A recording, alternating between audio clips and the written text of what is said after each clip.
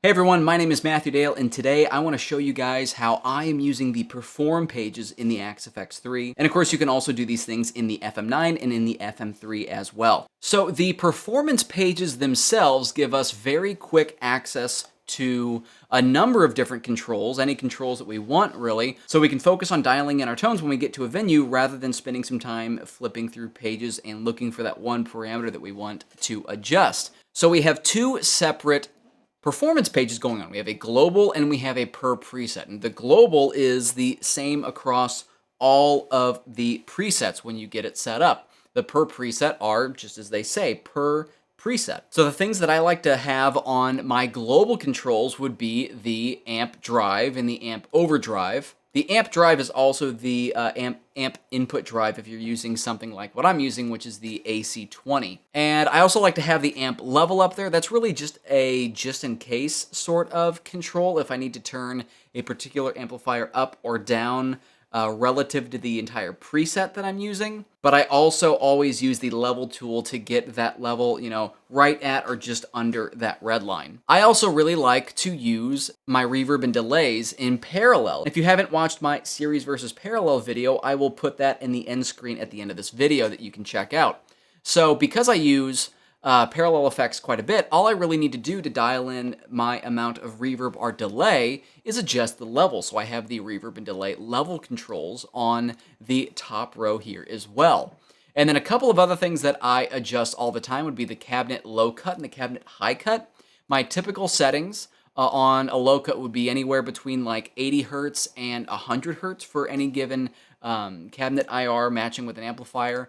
And lately I've been starting a lot of my cabinets at 8K, but sometimes I find that I'm also bringing this down to 6.5K or even 5K to really dial out some of that harsh high depending on what guitar I'm using. So this gives me very quick control to my basic amp tone when I get to a venue and when I need to dial things up. Now within this preset, I'm using a preset that I have here. This is kind of like my kitchen sink preset. I call it the sauce because it's good on everything.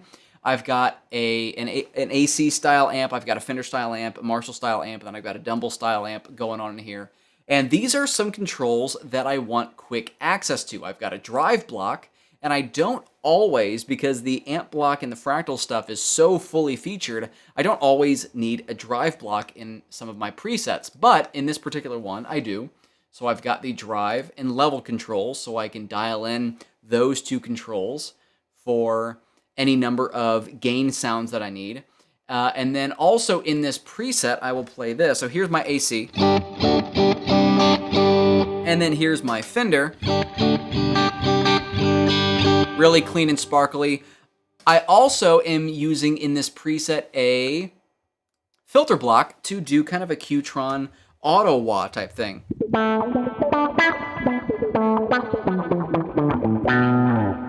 And in the perform page, if I want to adjust the amount of what I would call the quack, it's the Q of the filter block. If I want that to be a little more subtle, I can bring that down.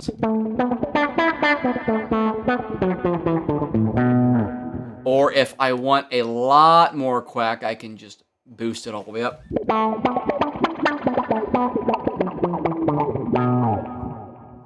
And that's probably going to depend on what room I'm playing in, what's going on sound system-wise. I want some quick control to dial that into taste when I'm using it.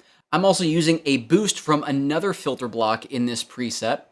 And I've just got the type set to null, and I've got the level set at about 3 dB. And I've mapped that level control over to my per preset performance controls. That way when I'm playing,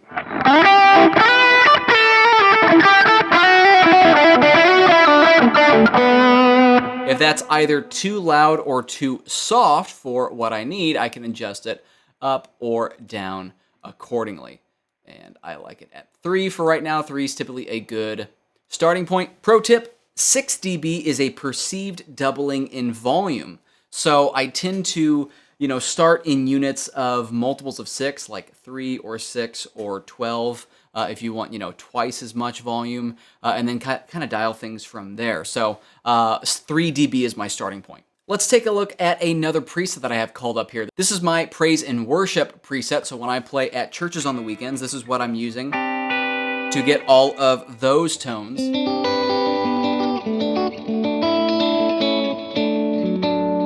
So lots of reverb, lots of delay. I'm using this, big dotted eighth style delay as well. Of course, that's kind of a must when you look at that stuff. In the perform pages here, I've got all of my drive controls down. So if I got some drive set up, I can adjust what I have mapped on the drive block. So drive, I went ahead and put the tone on here as well, just so I can dial back some unruly high end if I have any of that, and then the level control if I want to boost the amp a little bit more. In addition to the drive controls that I put on here for pretty obvious reasons, I found that mapping the tempo control is actually pretty useful in this instance. So if I go over to this little blue arrow and I click on controllers, the tempo control can be mapped to one of these performance control knobs. And this is really great in a worship environment when you have really prominent rhythmic delay sounds.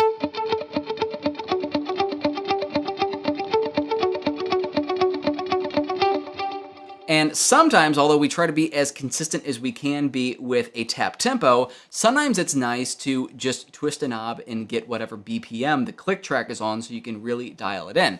And this is a great way to map it so it's dead simple. This also works really great on my FM3, where I'm really close to my FM3. I just reach down and I adjust it right on that performance control. I've also got my mix set up for that multi-tap delay. If this is too much, then I can dial that down to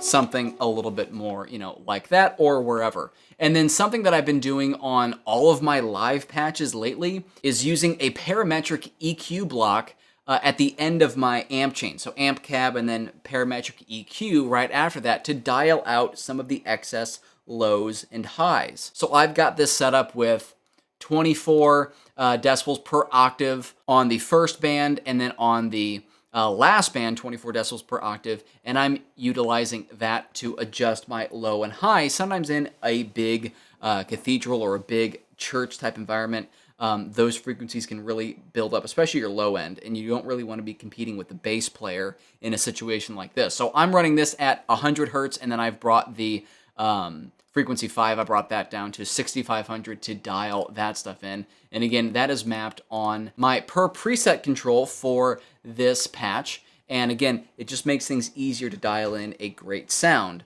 I also play in a Trans-Siberian Orchestra show, and this is my preset for that. I actually run our violin player, our electric violin player, through this so I can put a little bit of effects on her as well. And I've got that stuff mapped to my performance control. So not only do I have my parallel controls over here in the global block if I need to adjust those, but I have the violin low and high cut from a parametric EQ mapped over here in the per preset, and then I've got the violin delay and reverb. I've also got my boost level when I have my boost set up, and the multi-tap delay mix for how much mix I want on my lead sound.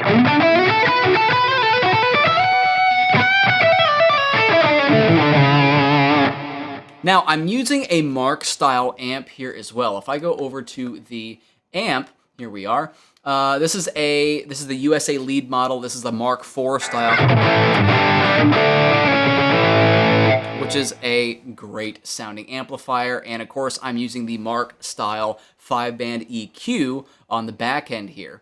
I've found that if I'm running my 80 hertz slider, around like 6 or 7, sometimes it can be a little bit too thunky on stage.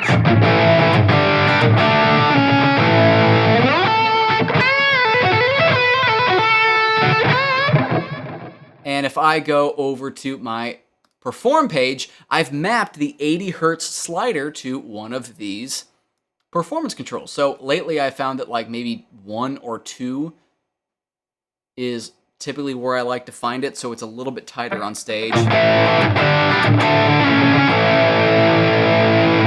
And then I love running stereo when I'm out on the road with these guys, but Sometimes some venues, you don't always have that luxury, so I've mapped the bypass on my enhancer block over to the perform page as well. So if I need to run in mono, I'll just hit that enhancer bypass on so that that's not screwing up with any sort of mono signal. Here's another use for this that I like. I play in a Blink-182 tribute band, and since we are less structured on stage, I like to have a boost for a lot of my different core sounds at the ready. So here's one of my tones. This is the Solo 100 lead, the Soldano model.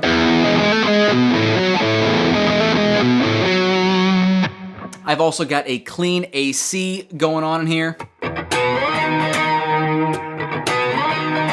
I've got that with a little bit of drive. And then I've also got a dual rectifier going on here.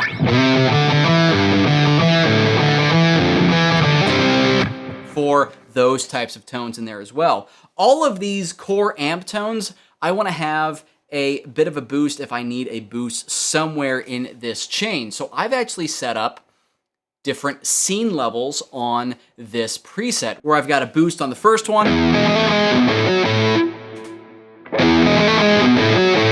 a boost on the second one, and a boost on the third one.